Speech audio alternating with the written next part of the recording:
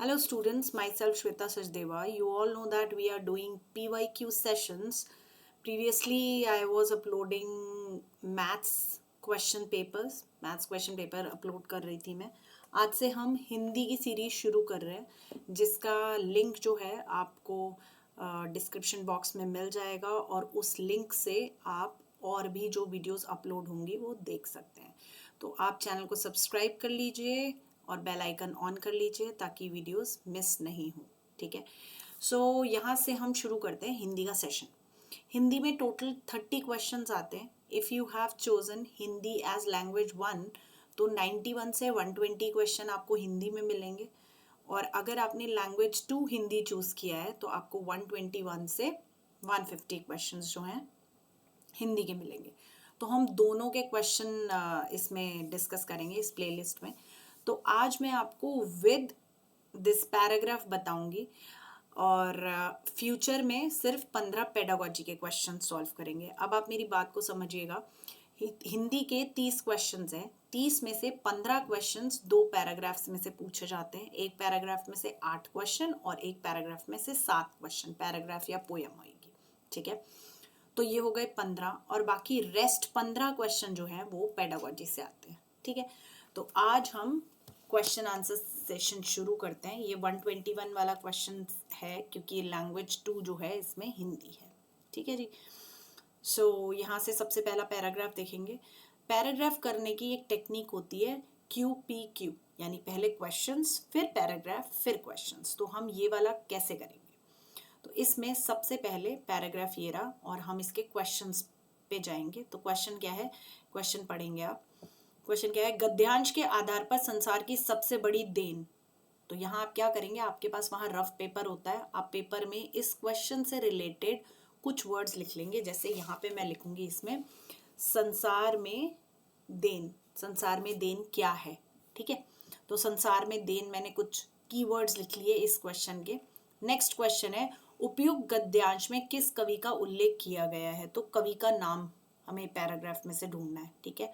उसके बाद आ जाते हैं. ये कह रहा है आपका सच्चा मित्र कौन? तो थर्ड क्वेश्चन है सच्चा मित्र कौन. फोर्थ क्वेश्चन है अपने बड़े से बड़े दुख को धूल के कण के समान समझना वाक्य से क्या भाव है? तो चौथे में हमें भाव बताना है किसका? बड़े दुख धूल कण.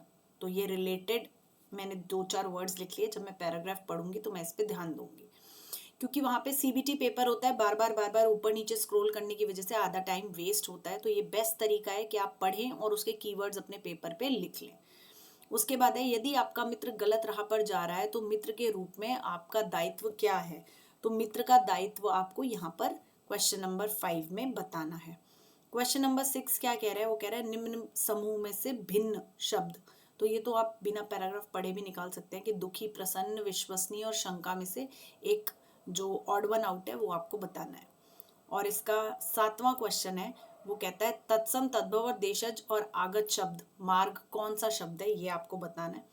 और उसके बाद एक और क्वेश्चन है क्वेश्चन नंबर 128 जो कहता है सीमित का विलोम बताओ. तो इसको भी नोट करने की जरूरत नहीं है. सीमित का विलोम आपको पता ही होगा. ठीक है.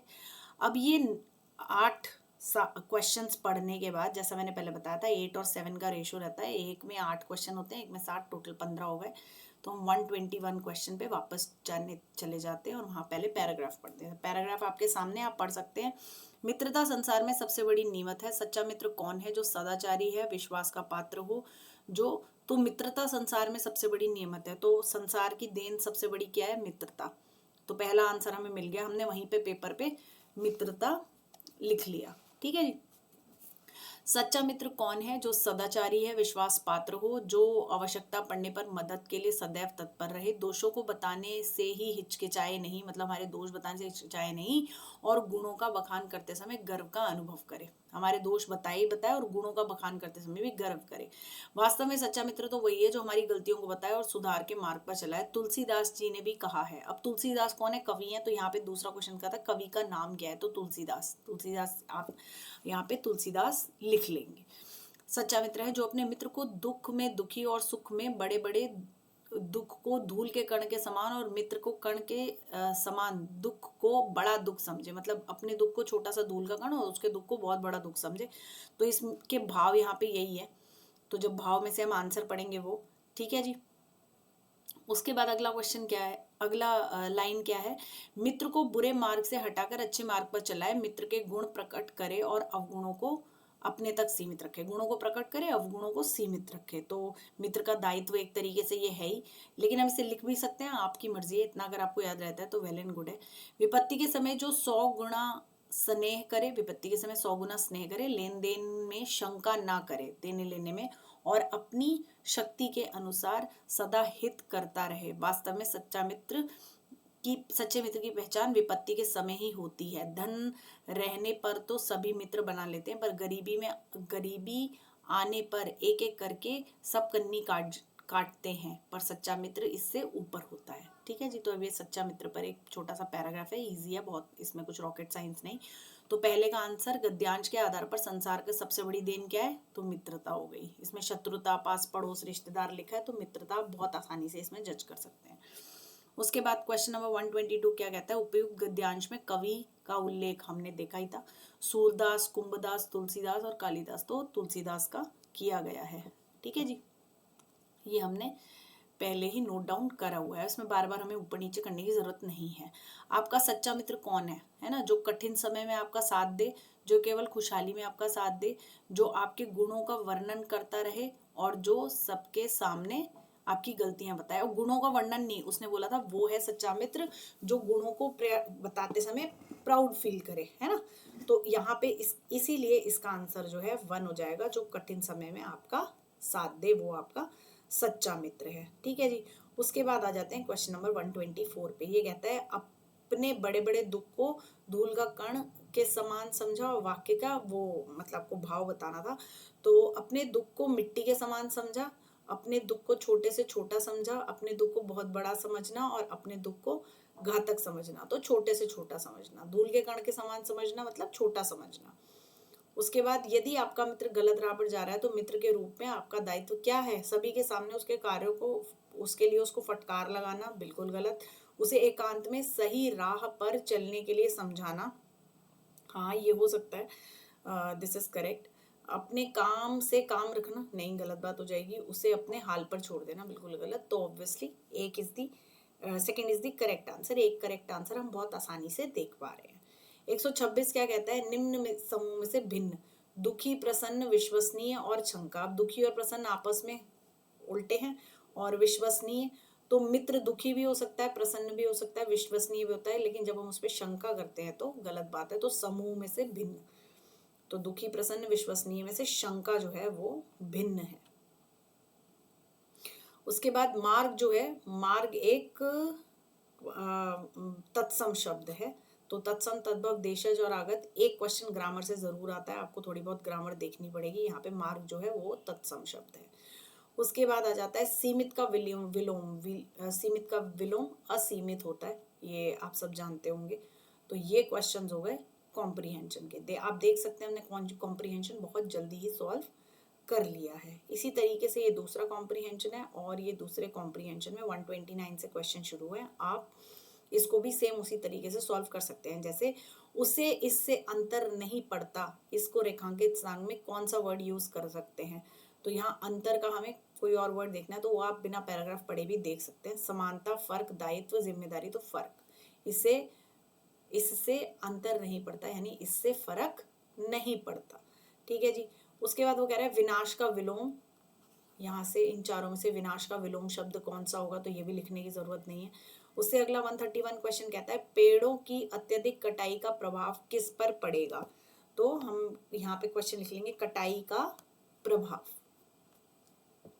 उसके बाद आ जाता है, ये है, अपनी आने वाली पीढ़ियों के भविष्य को सुरक्षित करने के लिए हमें क्या कदम उठाने चाहिए। तो यहाँ पे क्या है, कदम किसके, पीढ़ी का भविष्य सुरक्षित। ठीक है जी। उसके बाद आ जाते हैं क्वेश्चन नंबर 133 पे। ये कह रहा है पांव पांव शब्द हैं, है ना। ये क्या है, पुनरुक्त है, विलोम है, रूढ़ है, या तत्सम है। आपको साफ शब्द में आ रहा है पांव पांव, पुनरुक्त है, दोबारा से रिपीट हो रहा है। ठीक है जी। उसके बाद क्या है, यहाँ पर मनुष्य की क्या प्रवृत्ति है। तो हमें क्या चाहिए, प्रवृत्ति चाहिए, किसकी, मनुष्य की। तो मनुष्य प्रवृत्ति आप लिख सकते हैं अपने नोट्स में। 135 में इनमें से प्रकृति के अनुकूल क्या है ना। तो प्रकृति के अनुकूल आप अपने कीवर्ड्स में लिख सकते हैं कि आपको क्वेश्चन चाहिए प्रकृति के अनुकूल क्या है। तो यहाँ पे 129 से 135 तक क्वेश्चन थे। अब हम वापस पैराग्राफ पे चले जाते हैं। अब आप मेरे साथ ये पैराग्राफ पढ़ेंगे। पैराग्राफ क्या है? निम्नलिखित गद्यांश को ध्यानपूर्वक पढ़िए और पीछे दिए गए प्रश्नों के उत्तर दीजिए। क्या है? पूछे गए प्रश्नों के उत्तर दीजिए। बिल्कुल सही। मनुष्य ही प्रकृति के विनाश का कारण बनता जा रहा है। प्रकृति ने मनुष्य को का ही नहीं अपने सभी प्राणियों को सुख और संतोषपूर्वक जीवन बिताने के सभी साधन पर्याप्त मात्रा में उपलब्ध कराए हैं। अन्य जीव आज भी प्रकृति से आज भर के लिए साधन पाना चाहते हैं, जबकि मनुष्य आज ही जाने कब तक के लिए साधन आज ही पा लेना चाहता है। उसे भले ही सोने के लिए 2 गज जमीन की जरूरत है, मगर वह फरलांगों में फैले बंगले का निर्माण करता है। भले ही इसके लिए कितने भी पेड़ काटने पड़े, भले ही इसके लिए प्रकृति का अनंत जीव बेआसरा क्यों ना हो जाए, भले ही प्रकृति प्रदूषित हो जाए। तो ये सारे जो हैं मनुष्य की प्रवृत्ति के बखान कर रहे हैं। तो यही प्रवृत्ति में से जो आपको ऑप्शन में मिलेगा उस पर आपको टिक करना है। तो इसमें आप बार बार लिख नहीं सकते हैं। क्वेश्चन कुछ इस तरीके के हैं। तो अन्य प्राणियों की भांति पाँव नहीं प्रदूषण फैलाने वाले वाहनों में ही जाएगा, है ना। दूसरे प्राणी क्या है? पैदल चलते हैं, और हम क्या है? किसी व्हीकल को यूज करते हैं, तो वो प्रदूषण फैलाता है, वो उसकी बात कर रहा है। उससे कोई अंतर नहीं पड़ता कि आने वाली पीढ़ियां कहाँ रहेंगी, कैसे रहेंगी, प्रकृति को कुछ पा सकेंगी या नहीं। वह आज ही अपनी विलासिता के लिए, अपनी सनक के लिए, अपनी फिजूल खर्ची की आदत के वशीभूत हो प्रकृति का अधिक से अधिक दोहन करना चाहता है, मतलब शोषण करना चाहता है। तो ये मनुष्य की प्रवृत्ति के बारे में बताया गया है। तो यहाँ पर क्या है? इससे कोई अंतर नहीं पड़ता। तो मैंने पहले बता दिया, इसका फर्क है। अब आ जाता है विनाश। विनाश का ऑपोजिट होता है सृजन करना, है ना। विनाशकारी नहीं होगा, सर्वनाश नहीं होगा। विसर्जन करना मतलब तना देना, सृजन मतलब पैदा करना। विनाश का ऑपोजिट सृजन। पेड़ों को अत्यधिक कटाई का प्रभाव किस पर पड़ता है? उसमें बताया गया पैराग्राफ में, वन्य जीवों पर, पक्षियों पर, मनुष्यों पर, सब पर पड़ रहा है। तो ये वाला 4th is the correct answer. ठीक है जी। उसके बाद 132 क्वेश्चन है, अपने आने वाली पीढ़ियों के भविष्य को सुरक्षित करने के लिए हमें क्या कदम उठाने चाहिए? संसाधनों का अपव्यय करना चाहिए। अपव्यय मतलब फिजूली में यूज करना चाहिए, गलत। वर्तमान में जिस गति से साधनों का प्रयोग कर रहे हैं उसी गति से भविष्य में प्रयोग करना चाहिए। वर्तमान में तो हम बहुत तेज गति से कर रहे हैं, तो ये गलत हो जाएगा। साधनों का अभी से अपने घरों में भंडारण करना चाहिए, बिल्कुल गलत बात है। आप अभी से अपने घरों में भंडारण करके नहीं रख सकते। अपनी आने वाली पीढ़ी के लिए धरोहर के रूप में संसाधनों का संरक्षण करना चाहिए। तो हमें ये करना चाहिए भविष्य में पीढ़ियों को सुरक्षित रखने के लिए। ये हमने पैराग्राफ में समझ लिया। पाँव एक पुनरुक्त शब्द है, रिपीट हो रहा है। देन उसके बाद मनुष्य की क्या प्रवृत्ति है? तो आवश्यकता से अधिक साधनों का दोहन करना, ये मनुष्य की प्रवृत्ति है। मतलब हम बहुत ज्यादा एक्सप्लॉइट करते हैं अपने साधनों को। प्रकृति अन्य प्राणियों की आवश्यकताओं का ध्यान रखना, हम नहीं रखते, गलत बात है। अन्य जीवों के साथ समरस रहना, नहीं रहते, खा जाते हैं, नॉन वेजिटेरियन होते हैं। वर्तमान के लिए साधन पाना, ये मनुष्य की क्या प्रवृत्ति है? वर्तमान के लिए साधन पाना। वर्तमान के लिए नहीं पा रहे हैं हम, तो फ्यूचर के लिए भी अपने आप साधन ले लेके रखना चाहते हैं। तो दिस इज रॉन्ग। देन उसके बाद आ जाता है 135। ये कह रहा है, इसमें से प्रकृति के अनुकूल क्या है? जो प्रकृति के फेवर में है। अनुकूल मीन्स फेवर में। तो क्या है? पेड़ों को अंधाधुंध कटाई करना, ये प्रकृति के अनुकूल नहीं हो सकता। आवश्यकता से अधिक संसाधनों का संग्रह करना, ये भी गलत है। आवश्यकता से अधिक साधनों का दुरुपयोग करना, प्रकृति के साधनों का संरक्षण करना। तो प्रकृति के अनुकूल है कि हम प्रकृति के साधनों का संरक्षण करें। ठीक है जी। तो ये हो गए 135 क्वेश्चन, जैसा मैंने आपको बताया था। अब ये पेपर में समटाइम्स जब पेपर में डाउनलोड करती हूँ तो ये रिपीटेड होते हैं हिंदी में। अब आते हैं 136 से क्वेश्चंस। अब 136 से 15 क्वेश्चंस पेडागोजी के आएंगे। ठीक है जी। मैं इस पैराग्राफ मतलब पेपर में मैंने आपको पैराग्राफ के साथ करके दिखाया है। नेक्स्ट में मैं 136 से 150 तक ही करके दिखाऊंगी, क्योंकि पैराग्राफ हर बार अलग आते हैं। पैराग्राफ को करने की एक टेक्निक है, मैंने आपको वो टेक्निक आज बता दी है। अब आप पैराग्राफ की प्रैक्टिस करते रहेंगे। जब भी मैं वीडियो अपलोड करूंगी तो मैं एक बार क्वेश्चंस जरूर शो करूंगी। आप वीडियो रोक के बीच में क्वेश्चंस पढ़ सकते हैं और साथ ही पैराग्राफ भी देख सकते हैं, उससे आप प्रैक्टिस कर पाएंगे। ठीक है जी। चलिए, उसके बाद अब आ जाते हैं पेडागोजी के क्वेश्चन पे। पेडागोजी में सबसे पहला क्वेश्चन है, व्याख्यात्मक अथवा सूचनात्मक किसे कहते हैं? मतलब जो एक्सप्लेनेशन है और सूचना यानी इंफॉर्मेशन मिल रही है तो वो क्या है? वो विवरण है, वृतांत है, प्रतिपादन है या वर्णन है। वर्णन में कोई सूचना नहीं होती, एक्सप्लेनेशन जरूर होती है, प्रतिपादन में नहीं, वृतांत में नहीं, विवरण में जो है वो व्याख्या भी होती है और सूचना भी होती है ना। किसी चीज का जब एक्सप्लेनेशन करते हैं, विवरण करते हैं, तो वो व्याख्यात्मक और सूचनात्मक दोनों होगा। ठीक है जी। उसके बाद आता है क्वेश्चन नंबर 137। 137 कहता है, लेखन की योग्यता में कमी जो विकृति हस्तलेखन से संबंधित है उसको क्या कहते हैं? मतलब राइटिंग में बच्चे की प्रॉब्लम है और वो गंदी हैंडराइटिंग लिखता है तो इसको क्या कहोगे? तो इसको डिस्ग्राफिया कहते हैं। ठीक है जी। देखो, डिसलेक्सिया क्या होता है? आपने सबने ईशान अवस्थी देखा, आमिर खान ने डिसलेक्सिया सबको समझा दिया। तो डिसलेक्सिया है पढ़ने लिखने की तकलीफ, मतलब बच्चा पढ़ भी नहीं पाता और लिख भी नहीं पाता, तो वो है डिसलेक्सिया। लेकिन डिसग्राफिया क्या है? डिसग्राफिया आप ग्राफ से याद रख सकते हैं, है ना, जहाँ बच्चे को ग्राफ बनाने में प्रॉब्लम हो, ये ABCD एक ग्राफ्स है और ये बनाने में बच्चे को प्रॉब्लम हो रही है, तो वो डिसग्राफिया है। गंदी हैंडराइटिंग डिसग्राफिया है। लेखन वैकल्य, ठीक है जी, वैसे दिखने में ही समझ में आ रहा है। लेखन है, क्रिया है, गणन है, वाचन है, तो जहाँ लिखने की बात हो रही है तो लेखन वैकल्य। ठीक है जी। उसके बाद आ जाता है क्वेश्चन नंबर 138। 138 कहता है, शिक्षिका विद्यार्थियों को कुछ पर्चियों में अधूरे अधूरे वाक्य लिख कर देती है। विद्यार्थी को प्रत्येक अधूरे वाक्य को अपने सही भाग से जोड़ना होगा। तो क्या कर रही है? कक्षा में ऐसी गतिविधि कराने का क्या उद्देश्य है? सही वाक्यों का विन्यास पर ध्यान केंद्रित करना, लेखों की रचना करना सिखाना।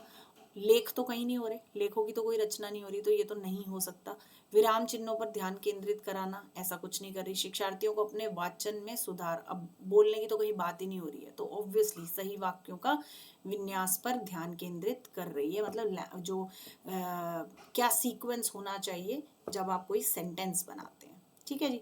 उसके बाद आता है क्वेश्चन नंबर 139। ये कहता है, शिक्षक अपने विद्यार्थियों को किसी एक अनुच्छेद का संपूर्ण अर्थ ग्रहण मीन्स पूरा का पूरा अर्थ समझना, अर्थ ग्रहण करने के लिए एक रिकॉर्डिंग सुनाने के लिए कहता है। इसे क्या कहते हैं? जब वो कह रहा है कि एक रिकॉर्डिंग सुननी है तो कि आप सारा का सारा अर्थ समझ जाओ, तो ये क्या करिए? अवबोधन कार्य है। या मुख्य अंश सुनने के लिए श्रवण कार्य, ऐसा नहीं है। भावार्थ जानने हेतु श्रवण कार्य, वो क्या कह रहा है? भावार्थ समझो, पूरा का पूरा जब अर्थ ग्रहण होगा तो वो मीन्स भावार्थ, पूरा उसका अर्थ समराइजेशन सब कुछ समझ में आ जाएगा। तो इसका आंसर होगा दिस इज भावार्थ जानने हेतु। सरसरी तौर पर श्रवण कार्य करा रही है, नहीं। ठीक है जी। उसके बाद आ जाता है क्वेश्चन नंबर 140। ये कहता है, वह गतिविधि जिसमें पाठ सामग्री को सुनना, टिप्पणी लिखना और पठन सामग्री को पुनः लिखना सम्मिलित है, ये क्या कहलाती है ना। अब ये श्रुतलेख कहलाती है। श्रुतलेख मीन साफ साफ लिखना, श्रुतलेख सॉरी डिक्टेशन, श्रुत मीन सुनकर लिखना। ठीक है जी, तो वो श्रुतलेख होता है। उसके बाद सुनी गई पाठ्य सामग्री को पुनः निर्मित करना, बिल्कुल सुनो, टिप्पणी लिखो, पठन सामग्री पुनः लिखना है, तो ये क्या हो रहा है? सुनी हुई पाठ्य सामग्री को पुनः निर्मित करना। कथन विश्लेषण नहीं हो रहा, दो या दो से अधिक भाषा का प्रयोग नहीं हो रहा, तो इसका आंसर है नंबर 2। ठीक है जी। अब आ जाते हैं क्वेश्चन नंबर 141 पर। ये कह रहा है, मनुष्य भाषा अर्जन की क्षमता के साथ जन्म लेता है, यह कथन किससे संबंधित है? मनुष्य भाषा अर्जित करता है और उसके अंदर लैड नाम का यानी लैंग्वेज एक्वायरिंग डिवाइस होता है, ये चॉम्स्की ने कहा है।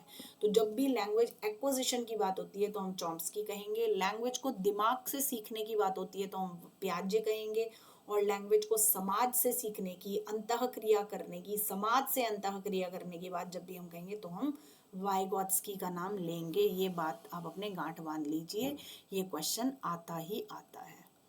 ठीक है जी। उससे अगला है, निम्नलिखित में से कौन सा समाज भाषा विज्ञान का हिस्सा नहीं है? ठीक है जी। अब कौन सा समाज भाषा, मतलब सोशियोलॉजिकल लैंग्वेज लर्निंग की बात हो रही है, वो विज्ञान का हिस्सा नहीं है। और वो कह रहा है, सत्तात्मक कारकों सामाजिक, आर्थिक अथवा राजनैतिक तथा भाषा परिवर्तन में उसके प्रभावों का अध्ययन, बिल्कुल आप ये सामाजिक अध्ययन, सामाजिक भाषा अध्ययन के अंडर ही करेंगे। बोलने से संबंधित कुछ विशेषताओं के प्रति लोगों को व्यवहार का अध्ययन, ये बिहेवियरल भी आप सोशियोलॉजी के अंडर ही करेंगे। बोलचाल की भाषा में ध्वनियों का अध्ययन, ये नहीं करेंगे सोशियोलॉजी के अंडर। बोलचाल की भाषा में जो ध्वनियाँ यूज होती हैं उनका नहीं, समाज में बोली जाने वाली सामान्य दृष्टिकोण बिल्कुल ये करेंगे। तो आप किसका उपयोग नहीं करेंगे हमें ये बताना था, तो आप बोलचाल में ये number 3 is the right answer, क्योंकि मैंने बाकियों पे टिक लगा दी है इसलिए मैं ऐसे लिख रही हूँ। चलिए अब आ जाते हैं क्वेश्चन नंबर 143 पे। क्वेश्चन नंबर 143 असर्शन रीजन है। असर्शन रीजन करने का एक बहुत अच्छा तरीका, सबसे पहले आप असर्शन को पढ़ें, वो सही है तो उस पर टिक लगा लें।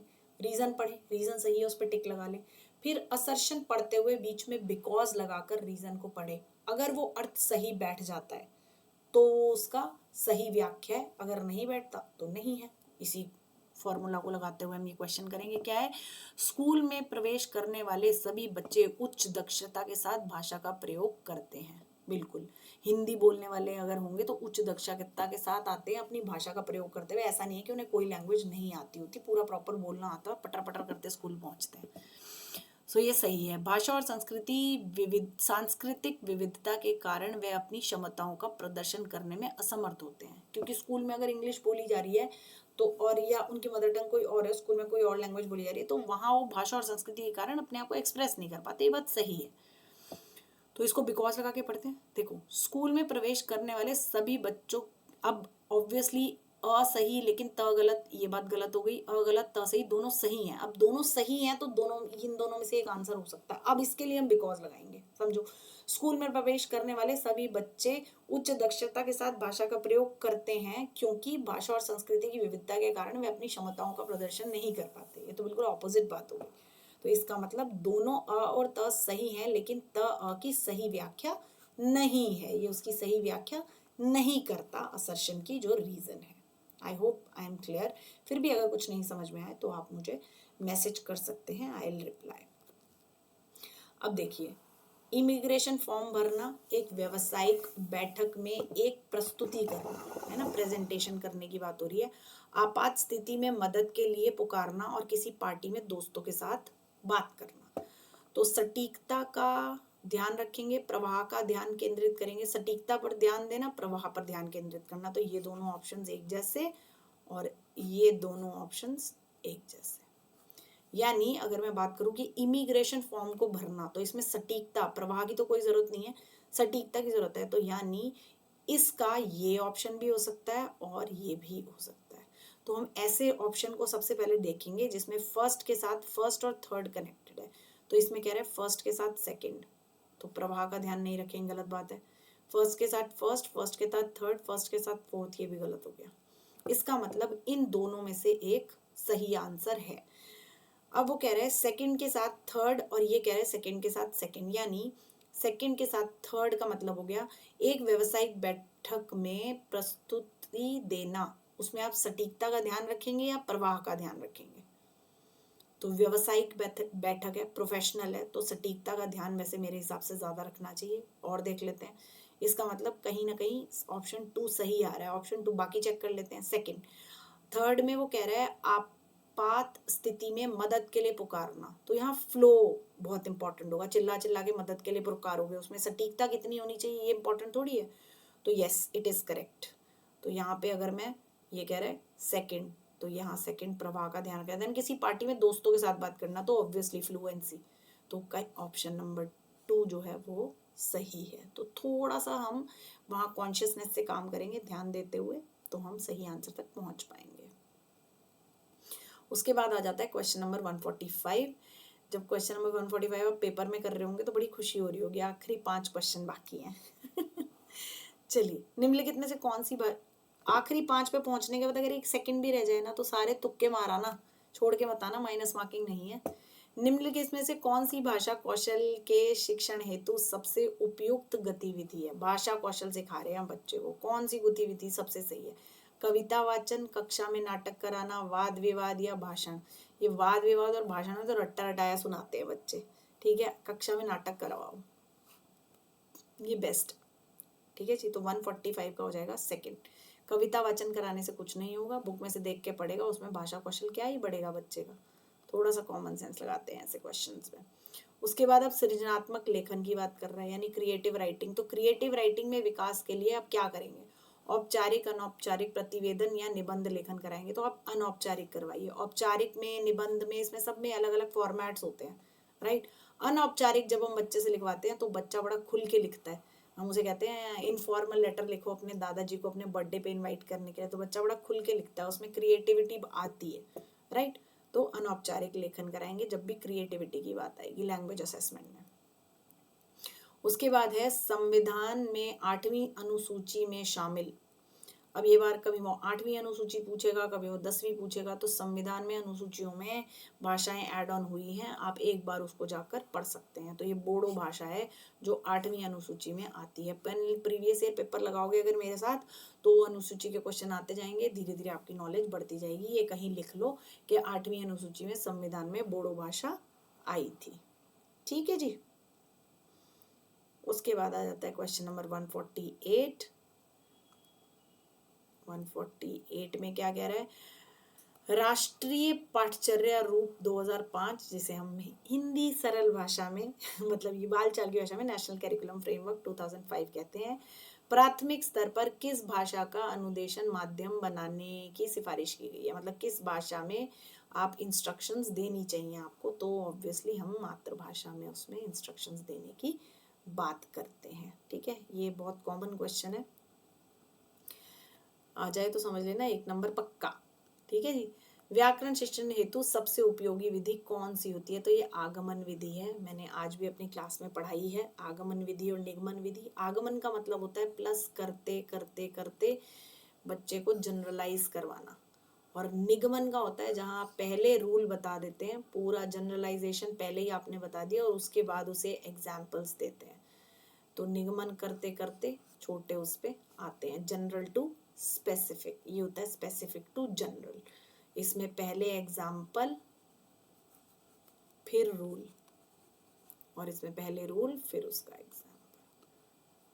तो कौन सी विधि अच्छी है, आगमन विधि। जैसे अनुप्रास अलंकार है, लेट्स सपोज, तो टीचर आई क्लास में, बोली आज हम अनुप्रास अलंकार पढ़ेंगे। अनुप्रास अलंकार में एक वर्ण की आवृत्ति बार बार होती है, जैसे उसका एग्जाम्पल दे दिया, चंदू के चाचा ने चंदू की चाची को चांदनी चौक पे चांदी की चम्मच से चटनी चटाई। तो ये कौन सी है, ये हो गई हमारी निगमन विधि, जिसमें उसने पहले पूरा ओवरव्यू दे दिया और उसके बाद एक एग्जाम्पल अलंकार का निकाल के बता दिया। पहले रूल बताया कि वर्ण की आवृत्ति बार बार होती है और फिर एग्जाम्पल दिया चंदू के चाचा ने। तो ये निगमन विधि है। अच्छी कौन सी, आगमन विधि। आगमन विधि में टीचर क्या करेगी, क्लास में आएगी और बोलेगी चंदू के चाचा ने चंदू की चाची को चांदनी चौक पे चांदी की चम्मच से चटनी चटाई। बोलो आप इसमें क्या देख पा रहे हो। तो बच्चों ने इसमें बताया कि मैम एक वर्ण की आवृत्ति बार बार हो रही है, तो उन्होंने बिल्कुल सही, ये जब वर्ण की आवृत्ति बार बार होती है इसे हम अनुप्रास अलंकार कहते हैं। तो यहाँ बच्चों ने खुद जज किया, मैडम ने एग्जाम्पल दिया, उसके बाद एक रूल निकल कर आया और जो बच्चों ने खुद ही निकाला। तो इसमें आगमन विधि में बच्चों का जो है वो काफ़ी लंबा जो रिटेंशन होता है वो रहता है, ठीक है जी। उसके बाद है कौन सा मेथड, लेक्चर मेथड तो बहुत ही बोरिंग हो गया भाई। निर्देशन विधि मतलब इंस्ट्रक्शंस देना, और वार्तालाप मतलब बातचीत, कम्युनिकेट करके सिखाना, तो इसमें आगमन विधि बेस्ट है। लास्ट क्वेश्चन है चॉम्स्की के अनुसार, पीछे भी एक क्वेश्चन नॉम चॉम्स्की का आया था, देखा आपने, फिर नॉम चॉम्स्की के अनुसार भाषा अर्जन का आधार क्या है, भाषा किस बेसिस पे अर्जित की जाती है, इंद्रियों से प्राप्त अनुभव, बिल्कुल इंद्रियों से प्राप्त अनुभव है ना। हमारे एनवायरनमेंट में जो भी होती है हम अपनी इंद्रियों से, सुनने की, देखने की, है ना, और ये बोलने की जो टंग है हमारी, हम अपनी इंद्रियों के यूज से जो भाषा सीखते हैं वही भाषा अर्जन का मेन जो है सोर्स है। भौतिक अनुक्रिया नहीं, बाहरी कुछ होता है नहीं, अंतर्गत कुछ नहीं होता, तो क्या होता है, इंद्रियों के अनुभव से हम सीख पाते हैं जो भाषा, वही भाषा अर्जित की जाती है, ठीक है जी। तो ये हो गए 30 क्वेश्चंस हिंदी के। ये जो पेपर हम कर रहे थे ये 1 जनवरी का पेपर था 2023 का, ठीक है। इसी कॉन्टिन्यूशन में पेपर आपको मिलते रहेंगे। Thank you so much for watching. और अगर आप क्वेश्चंस को थोड़ा फास्ट करना चाहते हैं तो उसके लिए आप वीडियो को हाई स्पीड पे करके देख सकते हैं। Thank you and good bye.